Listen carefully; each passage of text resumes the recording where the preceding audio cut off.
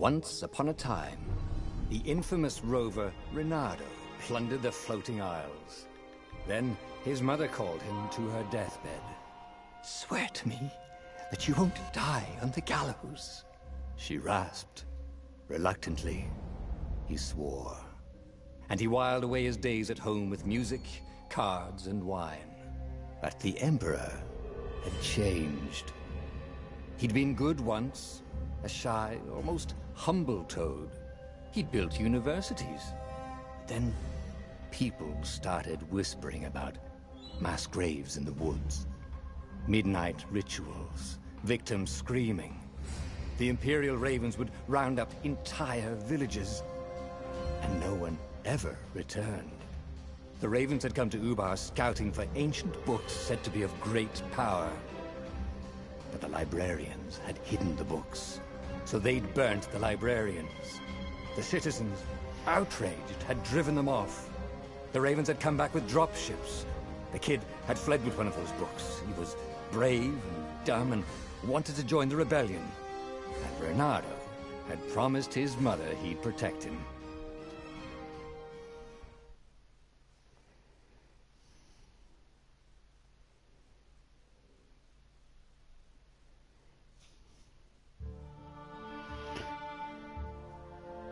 The kid was looking down, watching his city burn. "Sorry, kid," Reynardo told the kid. "Look, if we give them the book, they'll leave you alone." "My mother died for this book!" "I promised her I'd protect you." Oh, damn it.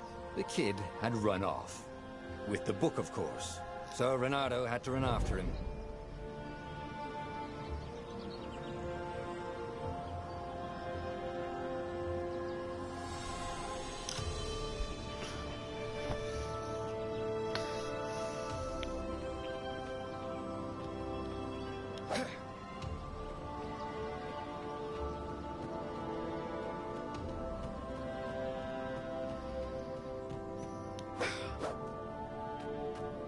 The two ravens were staring at the kid like he was their dinner, which probably was what was in their tiny brains.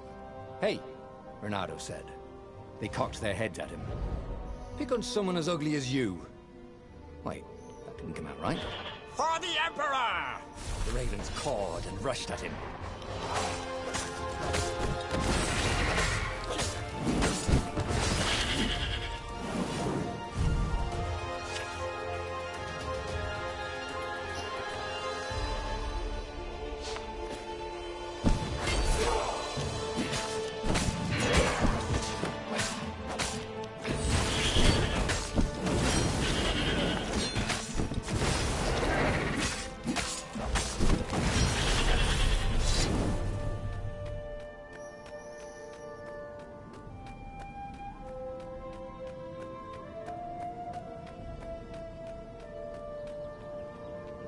A dropship flew overhead.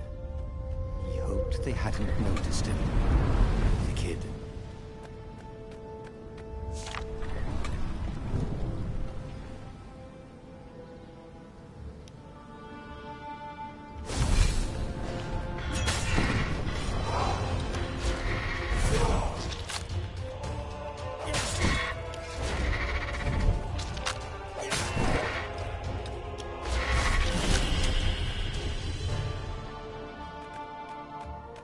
Oh, right. The Gate of Heroes. Someone's idea of a joke, making the Skyship Docks a gated community. You needed a hero's sword to open it. And the kid was on the other side of the gate. Who let you through?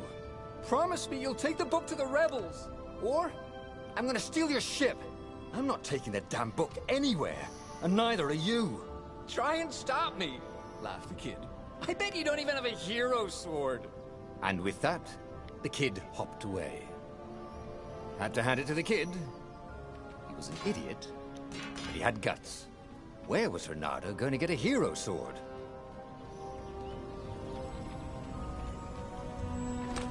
Ore and wind essence? That sounds about right. I'll need a workshop, though.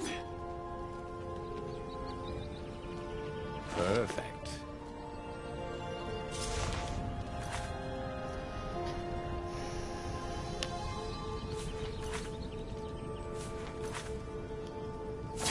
Reynardo's sword. QED.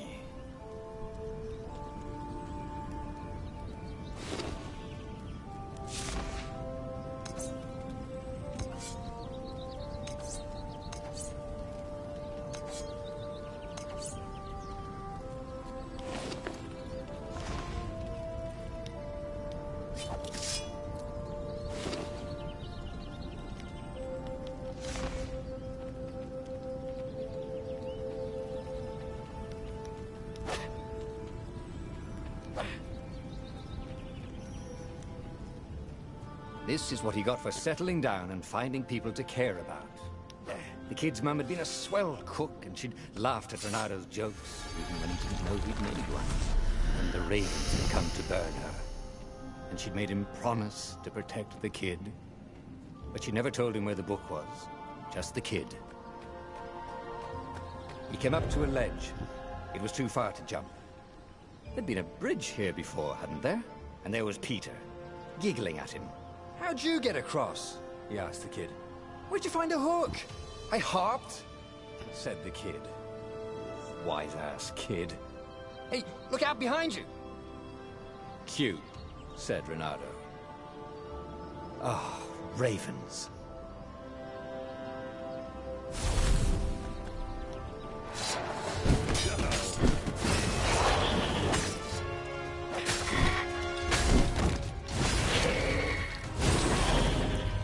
It was time to talk some sense into the kid. Just hook his way across the ledge and chase the kid down. Thing was, he hadn't used his hook since he'd retired. How had he done it? Maybe if he meditated at that altar there, he'd remember his old skills.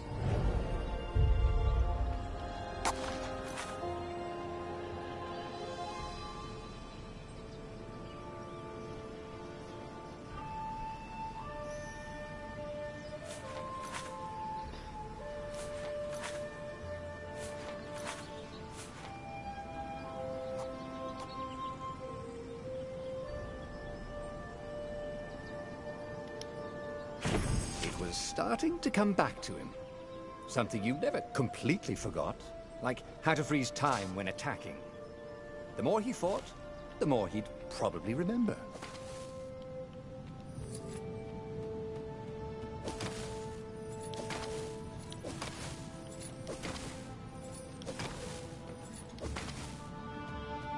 And there was the Farfarer.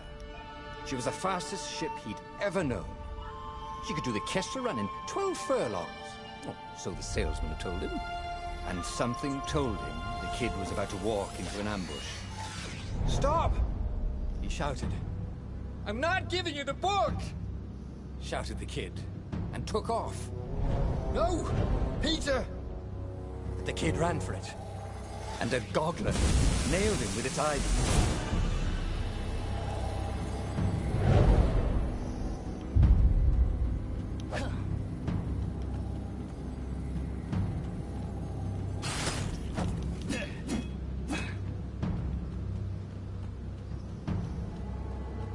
The book was unburned. Next to it were the buckles from the kid's shoes, and a kid-sized pile of ashes. Damn it. Why hadn't he lied and told the kid he'd take the book to the rebels? The kid would be alive now.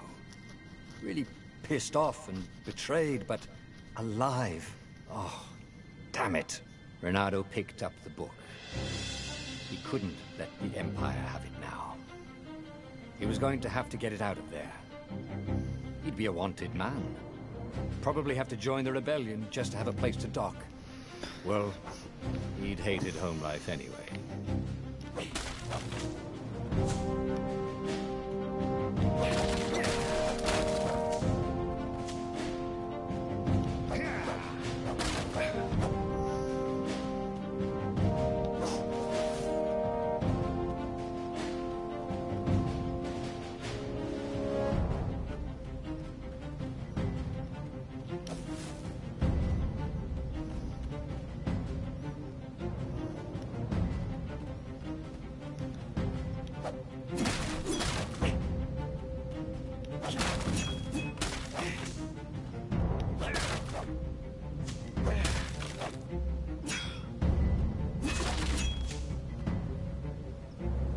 was the big deal about this book anyway? Maybe he should open it and find out. All that had been years ago. How many? The war was a blur, and now 3 Raven scout ships were chasing him. "Where are you running, rebel?" cawed the Raven captain over the loud hailer. Reynardo could see them cranking up their catapults. "Just going out for milk?" Reynardo yelled back. "Where can you run?" laughed the Raven horribly. Far behind him, another city was burning. The dark cloud above its island was thousands of Imperial ships. The fleet was doing a thorough job. "Take us to the rebel base, and we'll spare your life!" it cawed. The entire jury-rigged rebel fleet was only a few islands to the east. Beyond that were only the pillars of heaven, a sea of endless blood-colored tornadoes. The rebellion was out of time, unless Reynardo could bring a game-changer. Maybe he could. Reynardo had found out where he could find the pieces of the Sky Ripper, the legendary weapon that had exiled the lost gods. Surely a legendary weapon could win the final battle. On the other hand, his old friend Lapino had sent Reynardo a desperate message saying he had a brilliant scheme to save the rebellion. If Reynardo could only rescue him. Reynardo dived the Farfarer towards the abyss. As he felt the heat of the jet stream, the Raven ships peeled off, not stable enough to follow him down there. Now it was time to choose. Lapino or the Sky Ripper.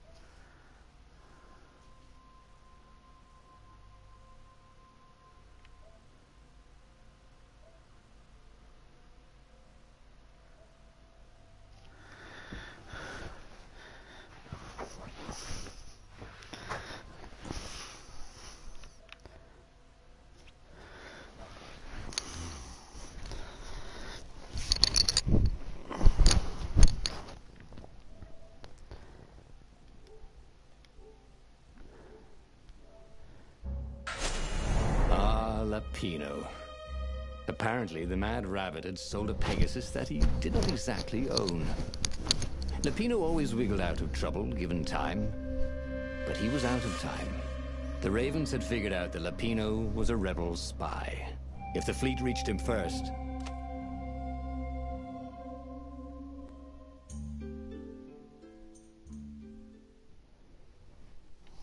Lapino had apparently managed to confuse the judge by arguing that he hadn't actually stolen a winged horse. He'd only sold it. But wait, where was the prison? The village was empty. Had everybody fled the Ravens?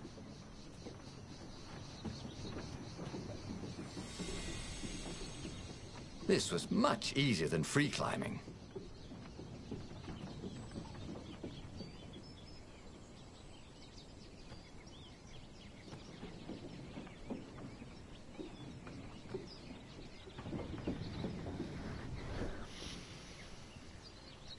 People were frightened these days. Just 2 weeks past, Reynardo had sneaked through an empty town and listened to the Ravens caw about the Emperor's new taste in ritual sacrifice. Reynardo's blood was up. He just needed to smash something.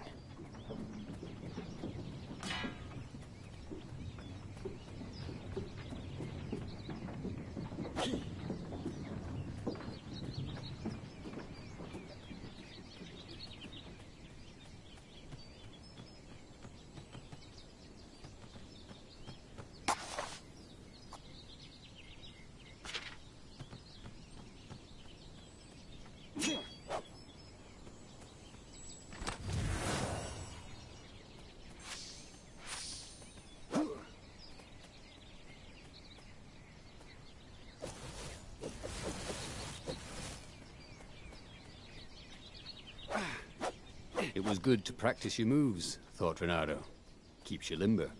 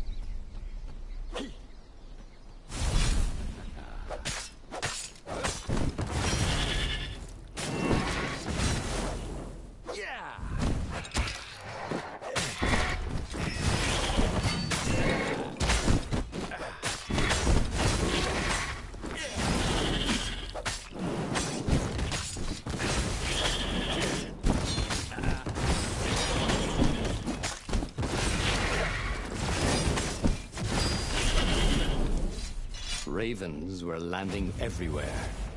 The advance guard. He'd better get moving. If they got to Lupino first, they'd eat him for breakfast. Or a snack. Ravens weren't picky. If they got hungry, they sometimes forgot to interrogate their prisoners. Even top spies like Lupino. Where had the mad rabbit got to?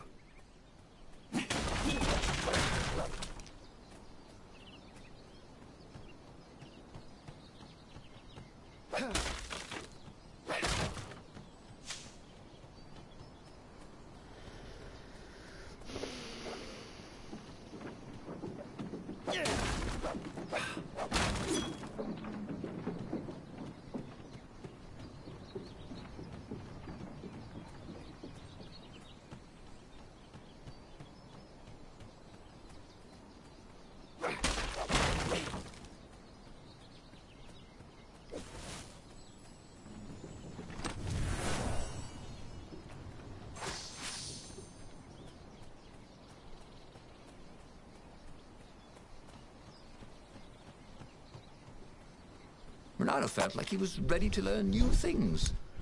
Thank goodness he didn't have to go to school for that. It was starting to come back to him. Something you never completely forgot, like how to freeze time when attacking. The more he fought, the more he'd probably remember.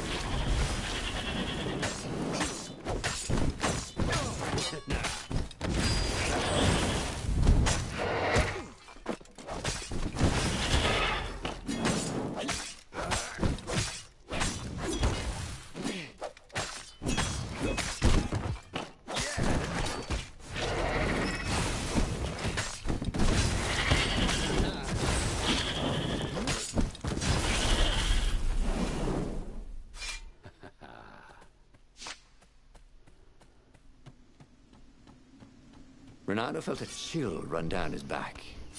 Or possibly a flea.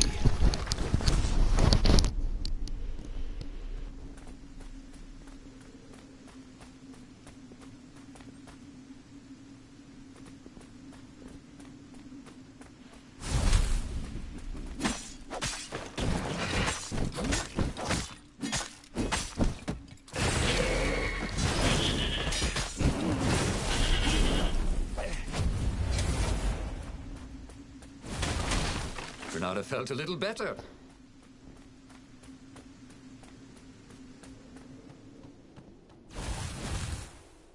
Dirty and bloody, Reynardo finally reached Lupino.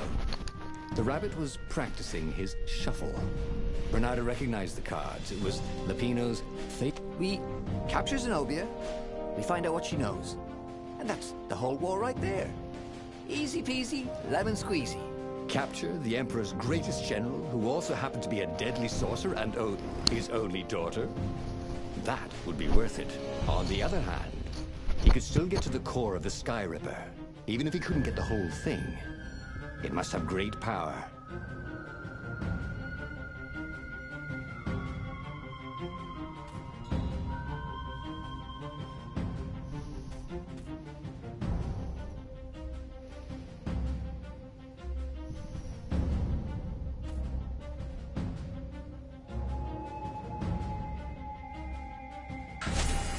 Zenobia wasn't just the Emperor's daughter, of course. She'd been Reynardo's best friend in sword fu school. And you...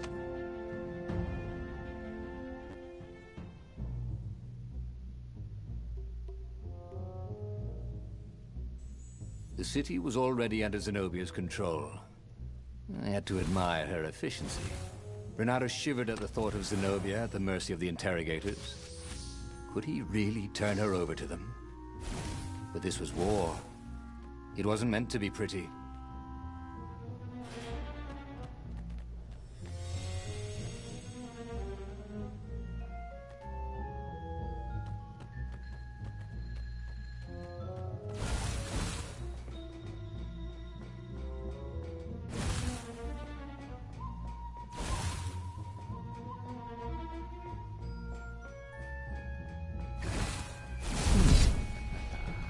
Hero wall, hero sword, ice wall, ice.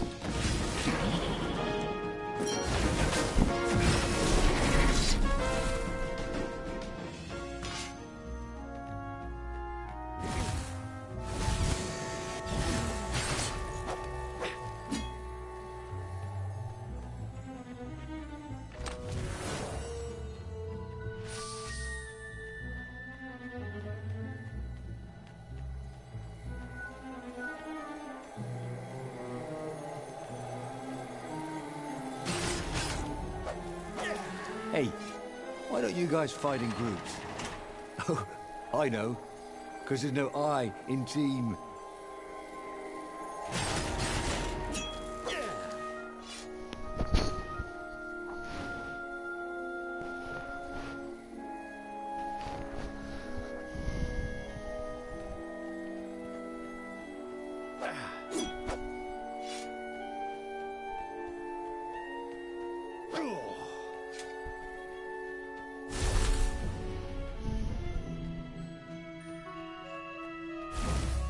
So, what's this plan of yours? Use me as bait, said Lupino. And he outlined a slightly complicated plan that involved geese, a net, setting the Farfarer a little bit on fire, Lupino dressing as an old blind toad, and Reynardo hiding inside a monstrous watermelon. What could possibly go wrong? Thought Reynardo.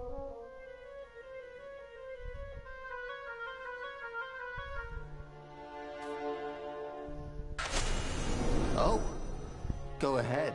I'm sure you know better, said Lupino.